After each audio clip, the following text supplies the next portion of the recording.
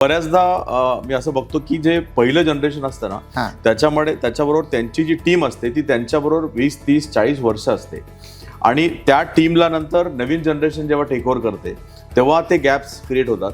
तो एक सजेशन असं पण असतं की नवीन जनरेशननी वेगळी व्हर्टिकल सुरू करावी, कारण आधीच्या लोकांना तो आधीचं जे जनरेशन असतं लिडरशिपचं त्यांच्याबरोबर त्यांना कनेक्ट खूप झालेला असतो, त्यामुळे यांना नवीन यंग लोकांबरोबर कनेक्ट व्हायला त्रास होतो.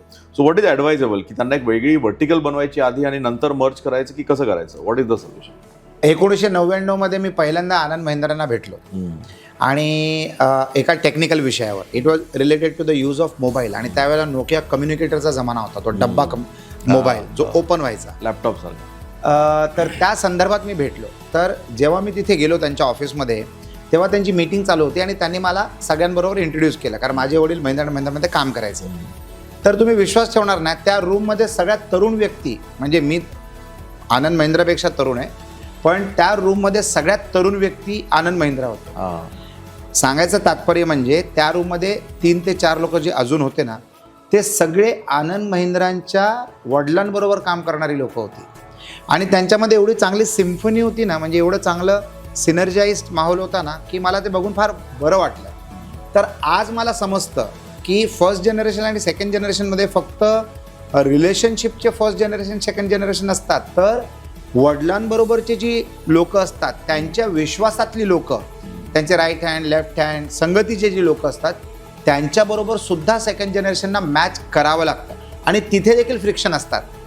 तर ही जी गणितं मांडायची असतात ना, ती फक्त नात्यातनं नसून फर्स्ट जनरेशनच्या बरोबरची जी लोकसंख्या असते किंवा जी त्यांची जी टीम असते त्यांच्याबरोबर सुद्धा मॅच करून घेणं ही एक फार मोठी कला असते. कारण अनेक वेळेला अशी गोष्टी असतात की त्या टीममुळे यश मिळालं असतं फर्स्ट जनरेशनला, तर त्या टीमला तुम्ही डिस्प्लेस करू शकत नाही आणि ह्या दोन्ही बाजूचे प्रॉब्लेम असतात.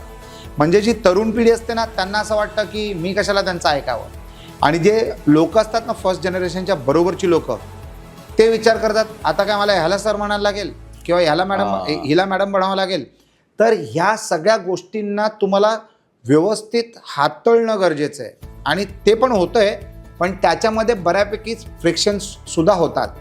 तर it is more of a psychological game आणि त्याच्यामुळे जे फर्स्ट जनरेशन आपल्या मुलांना व्यवसायामध्ये त्यांच्या शाळेबरोबर किंवा कॉलेजबरोबर निगडीत करून ठेवतात ना, आठवड्यातनं एकदा किंवा आठवड्यातनं 3दा, तर ऑटोमॅटिकली एक चांगली बॉन्डिंग निर्माण होते आणि त्या बॉन्डिंगचा फायदा पुढे जाऊन त्या बिझनेसला होतो. तर ह्या सगळ्या गोष्टी करणं फार गरजेचं आहे. अचानक तुम्ही एका तरुणाला आणून बसवलं कंपनीमध्ये आणि सांगितलं आता हा माझा मुलगा आहे किंवा ही माझी मुलगी आहे, आता ह्याचं तुम्हाला ऐकावं लागेल. It cannot be instructional, it needs to be a bond, it needs to be synergy आणि it needs to be absolutely automatic. माझे एक मित्र आहेत, तुमचेही मित्र आहेत, सुनील उपलब्ध, SDG6 टेक्नॉलॉजीज. सुनीलने सुरू केलेला बिझनेस आहे. आज त्यांचा मुलगा is a PhD from Boston in America आणि त्यांची मुलगी she is an architect from JJ school of arts, best establishment. आता ते बिझनेसमध्ये आलेत, पण they are getting so well integrated into the fabric of the business. तर ती स्मूथ ट्रान्झिशन असणं गरजेचं आहे. आणि मी जसं म्हणालो ना, तसं सुनील आणि श्रेया दोघांनी फॅमिली MBAचा कोर्स जॉईन केलेला आहे. दोन्ही क्लासरूमला जातात. तर you need to strike that balance आणि त्याच्यामुळेच तो बिझनेस पुढे जाऊ शकतो. नवीन विचार आणि जुने सक्सेस फॉर्म्युलाज याचं जेव्हा मिश्रण होतं ना, तेव्हा तुम्ही एक नवीन जग निर्माण करू शकता आणि वेगाने. तर Sunil is receptive, Sarvesh is receptive आणि Sneha is also receptive. When everybody is ready to learn, प्रगती होऊ शकते. तर ते आता आपण पाहतोय आणि मी तर ते रिअल लाईफ सिनॅरिओमध्ये अनेक ठिकाणी पाहतोय. आता मागच्या आठवड्यामध्ये मी सुगंध लोक नावाच्या एका कंपनीमध्ये गेलेलो इन बँगलोर. ओरिजिनल कंपनीचं नाव आहे सारथी इंटरनॅशनल. तर सारथी इंटरनॅशनलची एस्टॅब्लिशमेंट 1945 मध्ये घडली.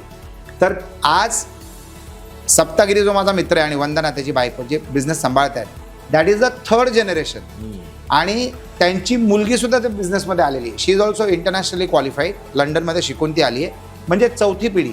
आणि त्या दिवशी मी 3 पिढ्या बघितल्या, सप्तागिरीचे वडील, सप्तागिरी आणि सप्तागिरीची मुलगी, म्हणजे अशा 3 पिढ्या एकाच एस्टॅब्लिशमेंटमध्ये त्या संस्थेला पुढे नेत आहे. 2 एकरमध्ये 80,000 फुटाची ती फॅक्टरी आहे, 1200 लोक काम करतात आणि आता त्या बिझनेसला ते लोक पुढे नेत आहेत. तर मी 4 जनरेशनचं पण उदाहरण पाहिलं आणि मी 2 जनरेशन बरोबर तर मी काम करतोय, सुनील बरोबर आणि सर्वेश आणि श्रेया बरोबर. तर हे चांगल्या पद्धतीने घडतंय आणि एकदाही मी आर्ग्युमेंट नाही पाहिले. So there is no difference of opinion, there is differential opinion getting into the business model as new decisions and smooth instructions. तर it is lovely to see all this. Great.